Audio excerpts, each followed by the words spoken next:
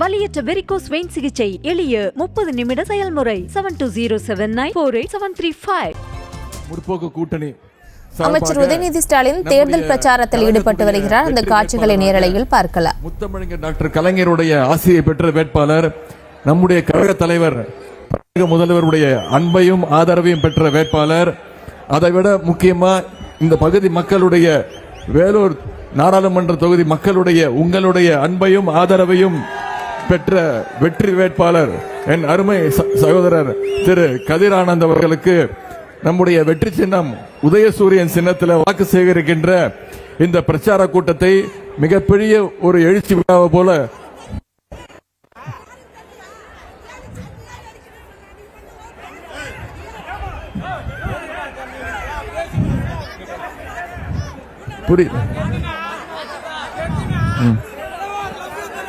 இந்த பிரச்சார கூட்டத்தை இவ்வளவு சிறப்பாக ஏற்பாடு செய்திருக்கக்கூடிய திருப்பத்தூர் மாவட்டத்துடைய பொறுப்பு அமைச்சர் அண்ணன் திரு ஏவா வேலு அவர்களே, திருப்பத்தூர் மாவட்ட கழக செயலாளரும் சட்டமன்ற உறுப்பினருமான அண்ணன் திரு தேவராஜ் அவர்களே, சட்டமன்ற உறுப்பினரும் வேலூர் தொகுதி பொறுப்பாளருமான திரு பரந்தாமன் அவர்களே, மாநில தொண்டர் அண்ணன் செங்குட்டுவன் அவர்களே, மாநில தொண்டரணி துணை செயலாளர் அண்ணன் முனிவேல் அவர்களே, மாநில விவசாய அணியினுடைய துணை செயலாளர் அண்ணன் புருஷோத்தமன் அவர்களே, மாநில இளைஞரணி துணை செயலாளர் சகோதரர் திரு பிரபு கஜேந்திரன் அவர்களே, நகர செயலாளர்கள் சாரதிகுமார்,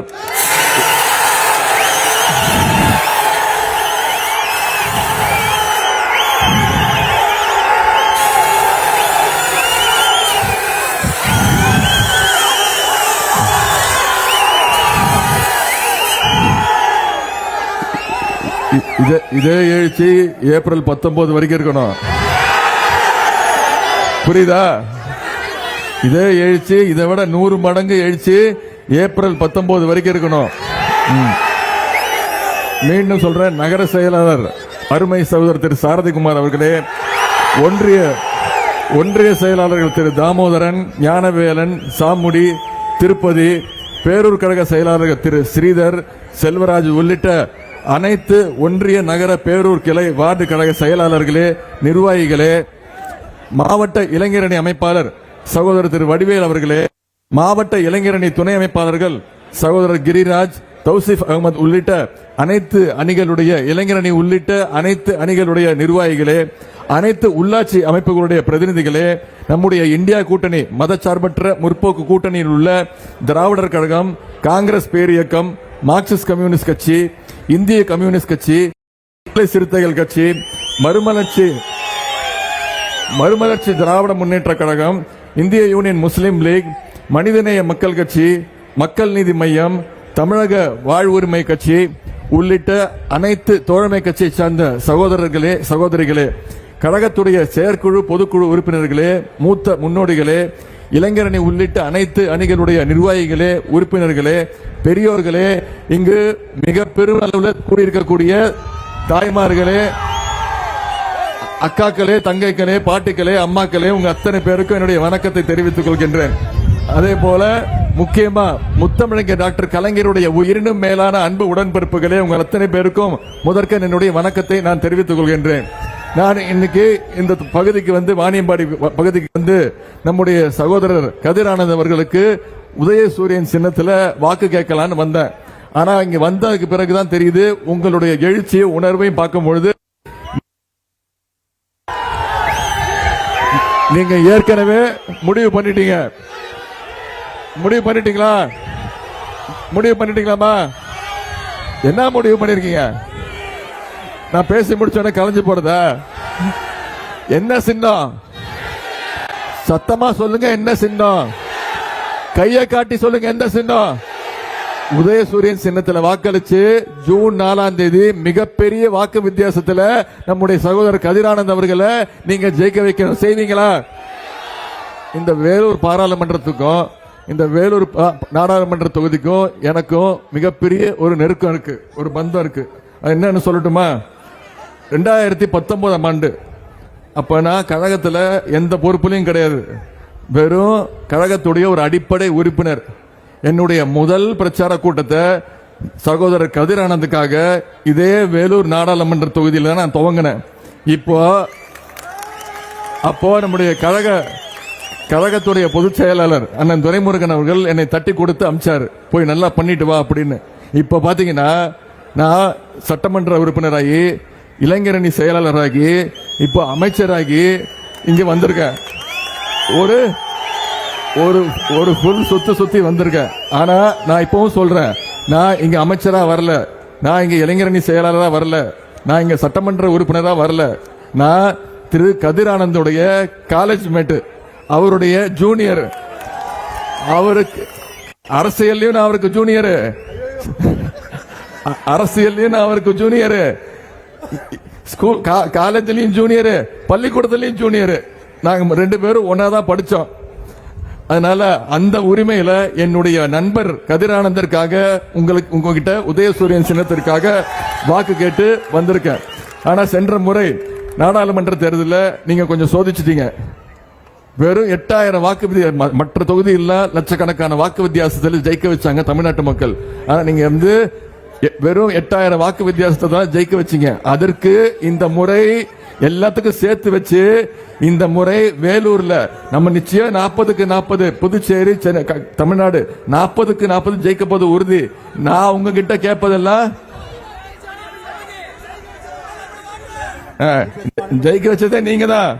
நீங்க இல்லாம அவர் இல்ல, நீங்க இல்லாம அவர் இல்ல. கண்டிப்பா அதற்கு நன்றி தெரிவிக்கிறதுக்காக தான் வந்திருக்கிறேன். நன்றி தெரிவிக்க நான் வந்தேன். இந்த முறை கிட்டத்தட்ட 2 லட்சம் 3 லட்சம் வாக்கு வித்தியாசத்தில் ஜெயிக்க வச்சு அவர் எதிர்த்து யாரு போட்டிடுறாங்களோ அவங்க டெபாசிட் போற அளவுக்கு இந்த முறை நீங்க உங்களுடைய தேர்தல் பணிகளை ஈடுபடுத்திக் கொள்ள வேண்டும் என்று நான் கேட்டுக்கொள்கின்றேன். அது மட்டும் இல்ல, நம்முடைய சட்டமன்ற தேர்தலின் பொழுது IVML வேட்பாளர் அவரையும் 5000 வாக்கு வித்தியாசத்தில் அவரும் வெற்றி வாய்ப்பை இழந்தார். சட்டமன்ற தேர்தலில் ஏமாத்திட்டீங்க, திருப்பி ஏமாத்துறாதீங்க. திருப்பி ஏமாத்துனீங்கன்னா நீங்க தான் ஏமாந்து போவீங்க, அதை ஞாபகம் வச்சுக்கோங்க. அதே போல வேலூர் நாடாளுமன்ற தொகுதிக்கு நம்முடைய கதிரானந்த் அவர்கள் செய்திருக்கக்கூடிய சாதனைகள். வேலூர் பென்ட்ல்மென்ட் மருத்துவமனையை பன்னோக்கு உயர் சிறப்பு மருத்துவமனையாக மாற்ற வேலூர், அது இங்க எதுவும் இல்லை, வாணியம்பாடிகள்.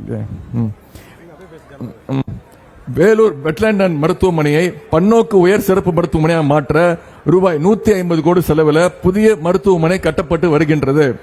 அணைக்கட்டு சட்டமன்ற தொகுதி வேலூர் ஒன்றியம் அப்துல்லாபுரம் பகுதி புதிய தொழில்நுட்ப பூங்கா டைடல் பார்க் கட்டுவதற்காக சுமார் 32 கோடி செலவில் பணிகள் நடைபெற்று வருகிறது. ஆம்பூர் நகராட்சியில் அரசு மருத்துவமனை சுமார் 27 கோடி மதிப்பீட்டில் விரிவாக்க பணி நடைபெற்று வருகின்றது. இங்க எதுவும் இல்லையா? ஒரே ஒரு 3 கழகத்துடைய ஆட்சி சாதனைகளை மட்டும் நான் ஞாபகப்படுத்த விரும்புகின்றேன்.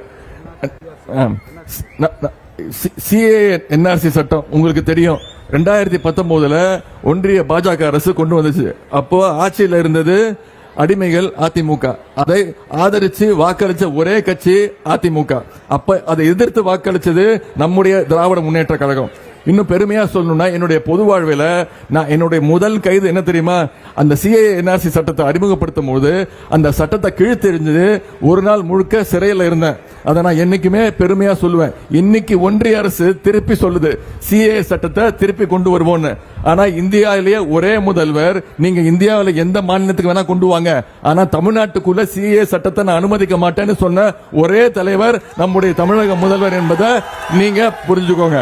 அதே மாதிரி காஷ்மீர் சிறப்பு அங்கீகாரம் ரத்து செஞ்சது ஒன்றிய பாஜக அரசு, அதற்கு துணை நின்றது அடிமை அதிமுக. அதே போல முத்தலாக் சட்டம் அதிமுக ஆதரவோட அந்த சட்டத்தையும் அவங்க கொண்டு வந்தாங்க. இதற்கெல்லாம் பதில் சொல்ல வேண்டிய நேரம், இதற்கெல்லாம் பழி தீர்க்க வேண்டிய நேரம் தான் வருகின்ற நாடாளுமன்ற தேர்தல். அதற்கு நீங்க எல்லாம் தயாராக இருப்பீங்க நான் நம்புறேன். இந்த நேரத்தில் நம்முடைய ஆட்சி அமையும் போது 2021 சட்டமன்ற தேர்தலில் ஆட்சி அமைச்சோம். அப்போ எந்த நிலைமைன்னு உங்களுக்கு தெரியும். கொரோனா தொற்று 2வது பேரலை. மோடி என்ன பண்ணாரு? எல்லாரும் வீட்டுக்குள்ள போய் பூட்டிக்கோங்க, 6 மாசம் வீட்டை விட்டு வெளில வராதீங்கன்னு சொன்னாரா இல்லையாமா? யாராவது வீட்டை விட்டு வெளில வந்தோமா, வேலைக்கு போனோமா, எல்லாத்தையும் அடைச்சிட்டாரு. எந்த வேலையும் கிடையாது. 6 மாசம் அத்தனை பேரும் வீட்டுல முடங்கி கிடந்தோம். நரேந்திர மோடி அவர்கள் ஒண்ணு மட்டும் தான் பண்ணாரு. என்ன பண்ணாரு? எல்லாரும் வீட்டை விட்டு ஒரு நாள் வெளில வாங்க, யாருக்கும் தெரியாம வாங்க, லைட் பிடிங்க, விளக்கு பிடிங்க, தட்டை எடுத்துட்டு வாங்க, ஒலி எழுப்புங்க, கோவிட் பயந்து ஓடி போயிடும்னு சொன்னாரா இல்லையாமா? சொன்னாரா? நீங்க பல பேர் பண்ணீங்களா?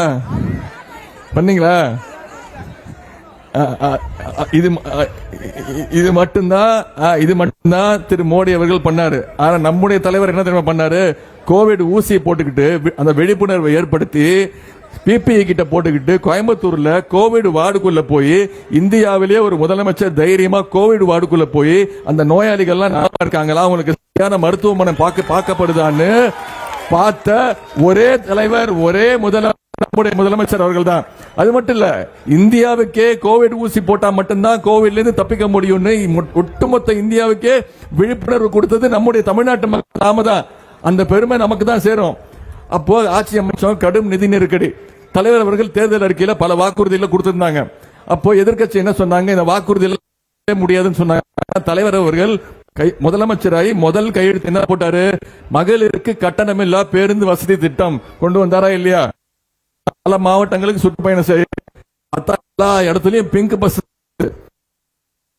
ஓனர்ஸ், மகளிர் தான் அதுக்கு ஓனர்ஸ். எங்க வேணா ஏறிக்கலாம், எங்க வேணா இறங்கிக்கலாம். அதாவது ஒரு திட்டத்தை கொண்டு வந்தா அந்த திட்டத்தை எவ்வளவுக்கு எவ்வளவு பயன்படுத்த முடியும் மகளிர் கிட்ட தான் நம்ம கத்துக்க வேண்டியது இருக்கு. ஆண்கள்லாம் நம்ம கத்துக்கணும் மகளிர் கிட்ட. தெரியுமா, இந்த 3 வருஷத்துல மட்டும் எத்தனை பயணங்கள் தெரியுமா மேற்கொண்டிருக்கீங்க? 456 கோடி பயணங்கள் மேற்கொண்டிருக்கீங்க. இதை நான் கிண்டலுக்காக சொல்லல. ஏன்னா ஒரு திட்டத்தை எவ்வளவுக்கு எவ்வளவு அதிகமா உபயோகப்படுத்துறோமோ அதுதான் அந்த திட்டத்துடைய வெற்றி. அதுதான் உங்ககிட்ட கத்துக்கணும் அப்படின்ற இந்த திட்டத்தின் மூலமா ஒவ்வொரு மகளிரும் கிட்டத்தட்ட மாசம் 850 இருந்து 900 ரூபாய் வரைக்கும் சேமிக்கிறாங்க. அதுக்கு அடுத்த திட்டம் புதுமை பெண் அப்படின்ற திட்டம். இங்க மகளிர் வந்திருக்கீங்க. ஒரு 200 வருஷத்துக்கு முன்னாடி பெண்கள் வீட்டை விட்டு வெளில வர முடியாது. இன்னும் சொல்ல போனா பெண்கள் மேலாட அணிய முடியாது, படிக்க முடியாது, யார்கிட்டயும் பேச முடியாது. இதையெல்லாம் உடைக்கணும்னு உருவானதுதான் சமூக நீதி இயக்கம், திராவிட இயக்கம். நம்முடைய தலைவர் அவர்கள் பெண்கள் வீட்டை விட்டு வெளில வரணும், படிக்கணும், பள்ளிக்கூட படிச்சா மட்டும் பத்தாது, காலேஜ் படிக்கணும், கல்லூரிக்கு போகணும், மேல் படிப்பு படிக்கணும், வேலைக்கு போகணும்னு புதுமை பெண் அப்படின்னு ஒரு திட்டம். இதுல என்னன்னா அரசு பள்ளியில படிச்சு எந்த காலேஜில் போய் சேர்ந்தாலும் அந்த பெண்களுக்கு கல்வி ஊக்கத்தொகையாக மாதம் 1000 ரூபாய் அவங்களுடைய வங்கி கணக்கில் வைக்கப்படுகின்றது. அதற்கு பேர் தான் புதுமை பெண் திட்டம். இந்த திட்டம் அறிமுகப்படுத்தின பிறகு பாத்தீங்கன்னா ஆண்களை விட பெண்கள் அதிகமா காலேஜுக்கு போக ஆரம்பிச்சாங்க. இப்ப தலைவர் என்ன பண்ணாரு? இந்த சட்டமன்ற கூட்டத்தொடர்ல பெண்களுக்கு மட்டும் இல்ல ஆண்களுக்கும் தமிழ் புதல்வன் அப்படின்ற திட்டத்துல ஆண் பிள்ளைகளும் அரசு பள்ளியில படிச்சு கல்லூரிக்கு போனா அவங்களுக்கும் கல்வி ஊக்கத்தொகையாக 1000 ரூபாய் அவங்களுடைய வங்கி கணக்கில் வைக்க ஆரம்பிச்சிட்டாரு. அதே மாதிரி இன்னொரு திட்டமா, இது நம்முடைய தேர்தல் அறிக்கையில சொல்லாத திட்டம். நம்ம எல்லாம் வேலைக்கு போற பெற்றோர்கள் குழந்தைய காலையில் எழுப்பி விட்டுட்டு சாப்பாடு கொடுக்காம பள்ளிக்கூடத்துக்கு அனுப்பிச்சிருவோம். ஆனா நம்ம வேலைக்கு போய்கிட்டு நம்ம உட்கார்ந்து யோசிச்சுட்டு இருப்போம். வெறும் வயிற்றுல போனானே, பசியோட போனானே, சாப்பிட்டானா, தூங்கிட்டானா, படிச்சானா அப்படின்னு யோசிச்சுட்டு இருப்போம். ஆனா இன்னைக்கு நம்முடைய முதல்வர் ஒரு திட்டத்தை கொண்டு வந்திருக்காரு. 1ஆம் வகுப்புல இருந்து 5ஆம் வகுப்பு வரை படிக்கக்கூடிய அனைத்து குழந்தைங்களுக்கும் முதலமைச்சருடைய காலை உணவு திட்டம். காலையில பையன் ஸ்கூலுக்கு போனானா முதல்ல அவனுக்கு நல்ல சாப்பாடு, நல்ல டிஃபன் கொடுத்ததுக்கு அப்புறம் தான் அவனுக்கு கல்வி. இப்போ அனைத்து பெற்றோர்கள், தாய்மார்கள், மாணவர்கள் வாழ்த்துறாங்க, பள்ளிக்கூடத்துக்கு அனுப்புறாங்க. என் குழந்தைய பாத்துக்கிறதுக்கு நம்முடைய முதலமைச்சர் இருக்கிறாரு, என் குழந்தைக்கு சாப்பாட்டு போட்டு படிக்க வைக்க நம்முடைய திராவிட மாடல் அரசு இருக்கு அப்படின்னு பெற்றோர்கள் அனுப்புறாங்க. ஒவ்வொரு நாளும் கிட்டத்தட்ட 18 லட்சம் குழந்தைங்க இந்த திட்டத்தின் மூலம் பயன்பெறாங்கம்மா. இதற்கெல்லாம் முத்தாய்ப்பாக இன்னொரு திட்டம் நான் சொல்றேன். இது தேர்தல் அறிக்கையில சொன்ன திட்டம், இதை செய்யவே முடியாதுன்னு சொன்னாங்க. ஆனா தலைவர் அவர்கள் சென்ற செப்டம்பர் அறிவிச்சு நடைமுறைப்படுத்தி கலைஞர் உரிமை தொகை திட்டம். தகுதியுள்ள அனைத்து மகளிருக்கும் வங்கி கணக்கில் உரிமை தொகையாக வைக்கப்படும். இதுவரைக்கும் 1,16 லட்சம் மகளிர் இந்த திட்டத்தின் மூலம் பயன்பெற்று இருக்காங்க. எனக்கு புரியுது, உங்கள சில பேருக்கு வந்திருக்கு, உங்கள சில பேருக்கு வரல. அதுல சின்ன சின்ன குளறுபடிகள் இருக்கு. ஏமா 1,60,00,000 பேர் கொடுக்கறதுனா சாதாரண விஷயமா? தெரியுமா? வரல, உனக்கு வரலன்னு தெரியுது. நான் இப்போ உங்களுக்கு ஒரு வாக்குறுதி, மைக்கு கொடுத்தா நீ எல்லாம் பேசுவ வேணாம். இங்க எத்தனை பேருக்கு மகளிர் திட்டம் வருது? மகளிர் உரிமை தொகை திட்டம் எவ்வளவு பேருக்கு வருது? இத்தனை பேருக்கு வருது. சில பேருக்கு வரல. ஆனா நான் வாக்குறுதி கொடுக்கிறேன்.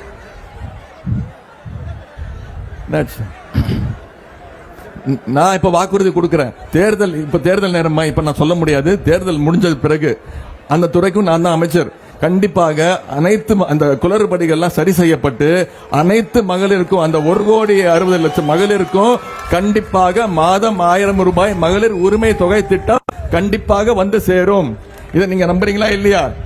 நம்முடைய முத்தமிழர் கலைஞர் அவர்கள் எப்பொழுதுமே சொல்லுவார், தேர்தல் அறிக்கையை வெளியிட்டு சொல்லுவார், சொல்வதை செய்வோம், செய்வதைத்தான் சொல்லுவோம். செஞ்சு காட்டும் தலைவர் நம்முடைய டாக்டர் கலைஞர் அவர்கள். அவருடைய மகன் முத்துவேல் கருணாநிதி ஸ்டாலின் அவர்கள் சொன்னதைத்தான் செய்வார். இப்போ இந்திய அறிக்கை வெளியிட்டிருக்கிறோம். அந்த அறிக்கையில தலைவர் தெளிவா குறிப்பிட்டிருக்கிறார். மகளிர் உங்களுக்கு தெரியும், 2016 ஒரு கேஸ் சிலிண்டர் விலை எவ்வளவு? 400 ரூபாய் இருந்துச்சு. இப்போ கேஸ் சிலிண்டர் விலை எவ்வளவுமா? 1200 ரூபாய். ஏத்துனது யாரு? திரு நரேந்திர மோடி. இப்போ நாடகம் ஆடுறாரு. தேர்தல் வந்தோடனே என்ன சொல்றாரு? பரிசு தொகையா 100 ரூபாய் கம்மி பண்ணிட்டு உங்களுக்கு எல்லாம் பரிசு தொகையா. ஏமாந்துறாதீங்க. திருப்பி ஆட்சிக்கு வந்தாருன்னா மீண்டும் 500 ரூபாய் ஏத்தினாலும் ஏத்துவாரு. ஆனா ஏமாறாதீங்க. இப்போ நம்முடைய தலைவர் அறிக்கையில உறுதிமொழி கொடுத்திருக்கிறார். என்னன்னா, மீண்டும் நம்முடைய இந்தியா கூட்டணி ஆட்சிக்கு வந்ததுன்னா கேஸ் சிலிண்டர் விலை வெறும் 500 ரூபாய்க்கு கொடுக்கப்படும் நம்முடைய தலைவர் உறுதிமொழி கொடுத்திருக்கிறார். அது மட்டும் இல்ல, பெட்ரோல் விலை லிட்டருக்கு 75 ரூபாய்க்கு நான் தருவேன் சொல்லியிருக்கிறார் தலைவர் அவர்கள். அதே மாதிரி டீசல் விலை ஒரு லிட்டர் டீசல் 65 ரூபாய்க்கு தரேன்னு சொல்லியிருக்கிறார், வாக்குறுதி கொடுத்திருக்கிறார் நம்முடைய தலைவர் அவர்கள். அதே மாதிரி தமிழ்நாட்டில் இருக்கக்கூடிய அனைத்து டோல் பூத்து, சுங்கச்சாவடி இருக்குல்ல, டோல் பூத் இருக்குல்ல, அத்தனை டோல் பூத்தையும் அகற்றப்படும் அப்படின்னு தலைவர் வாக்குறுதி கொடுத்திருக்கிறார். இதெல்லாம் தலைவர் செய்வார் நம்பிக்கை உங்களுக்கு இருக்கா? இதெல்லாம் நடக்கணும்னா நீங்க வர்ற ஏப்ரல் 19ஆம் தேதி வாக்குச்சாவடிக்கு போய் நம்முடைய கதிரானந்த் அவர்களுக்கு நம்முடைய வெற்றி சின்னம் உதயசூரியன் சின்னத்துல வாக்களிச்சு மிகப்பெரிய வாக்கு வித்தியாசத்தில் ஜெயிக்க வைக்கணும். செய்வீங்களா? நாம இந்த பக்கம் ஒரு பக்கம் நம்முடைய சாதனைகளை செஞ்சுக்கிட்டு இருக்கிறோம், நம்முடைய தேர்தல் வாக்குறுதிகளை சொல்றோம். ஆனா மறுபக்கம் அவங்க என்ன பண்றாங்க? நரேந்திர மோடி அவர்கள், அவருக்கு நான் ஒரு பேரை வச்சிருக்கிறேன். நான் உங்ககிட்ட கேட்டுக்கொள்கின்றேன், இனிமே அவர் பேரை நரேந்திர மோடின்னு சொல்லாதீங்க. அவருக்கு ஒரு செல்ல பேர் வச்சிருக்கேன். என்ன தெரியுமா? ஏன் சொல்லிடுறேன், நம்ம தமிழ்நாட்டு மக்கள் வடை இனிமே மோடி சொல்ற வடை எல்லாம் இங்க வேகாது. நான் சொல்றேன், அதாவது தமிழ்நாட்டு மக்கள், நாம ஒன்றிய அரசுக்கு வரி கட்டுறோமா? நாம 1 ரூபா வரி கட்டினா ஒன்றிய அரசு நமக்கு எவ்வளவு தெரியுமா திருப்பி தராங்க? வெறும் 29 பைசா. அதான் சொல்றேன், இனிமே ஒன்றிய பிரதமர் திரு நரேந்திர மோடி அவர்களை அவர் பேரை சொல்லி கூப்பிடாதீங்க. இனிமே அவர் பேரு 29 பைசா. அப்படி சொன்னாதான் அவருக்கு உரைக்கும். அப்படி சொன்னாதான் அவருக்கு தமிழ்நாட்டு மக்களுக்கு 29 பைசா தான் தரோன்னு அவருக்கு புரியும். இனிமே அப்படிதான் கூப்பிடணும். என்னன்னு கூப்பிடுவீங்க? மிஸ்டர் 29 பைசா. நம்ம இருந்து இந்த கடந்த 5 வருஷத்துல வரியா மட்டும் 6.5 லட்சம் கோடி ரூபாய் கட்டியிருக்கோமா? தமிழ்நாட்டிலிருந்து கடந்த 5 வருஷத்துல 6.5 லட்சம் கோடி வரி கட்டியிருக்கோம். ஆனா அவங்க திருப்பி எவ்வளவு தெரியுமா கொடுத்திருக்கிறாங்க? வெறும் 1.5 லட்சம் கோடி. உங்களுக்கு சமீபத்தில் இன்னொரு உதாரணம் சொல்றேன். சென்ற டிசம்பர் மாதம் சென்னை, செங்கல்பட்டு, திருவள்ளூர், காஞ்சிபுரம், அதே மாதிரி தூத்துக்குடி, திருநெல்வேலி மாவட்டங்கள்ல மிகப்பெரிய மழை பெஞ்சது, வெள்ளம் வந்தது. அதாவது ஒரு வருஷம் பெய்ய வேண்டிய மழை ஒரே நாள்ல பெஞ்சது. இந்த 6 மாவட்டங்களும் தண்ணியில மூழ்குச்சு. முதலமைச்சர் களத்தில் இருந்தாரு, அனைத்து அமைச்சர்களும் களத்தில் இருந்தாங்க. நான் 10 நாள் தூத்துக்குடியில் தங்கி இருந்தேன். 3 நாள் சென்னையில தூங்கவே இல்லை. ஒவ்வொரு இடமா போய் சரி செஞ்சிட்டு இருந்தோம். திரு மோடி அவர்கள் வந்து பார்த்தாரா? நீட் தேர்வுல 22 குழந்தைங்க இறந்தாங்களே, திரு மோடி அவர்கள் வந்து பார்த்தாரா? வரல. இப்ப மட்டும் ஏமா வராரு? தேர்தலுக்காக உங்களை ஏமாத்த வராரு. 2 நாள் முன்னாடி திரு எடப்பாடி பழனிசாமி அவர்கள் ஒரு கூட்டத்தில் போய் பேசுறாரு. உதயநிதிக்கு இதே வேலையா போச்சு, தேர்தல் வந்தா கையில ஒரு கல் எடுத்துக்கிறாரு. 2019ஆம் ஆண்டு உங்களுக்கு தெரியும், திரு நரேந்திர மோடி அவர்கள் வந்து மதுரையில எய்ம்ஸ் மருத்துவமனை கட்ட போறேன்னு சொல்லி அடிக்கல் நாட்டிட்டு போனார். வலியற்ற வெரிகோஸ் வெயின் சிகிச்சை எளிய 30 நிமிட செயல்முறை 7207948735. செய்திகளை உடனுக்குடனும் துல்லியமாகவும் தெரிந்து கொள்ள சப்ஸ்கிரைப் பண்ணுங்க.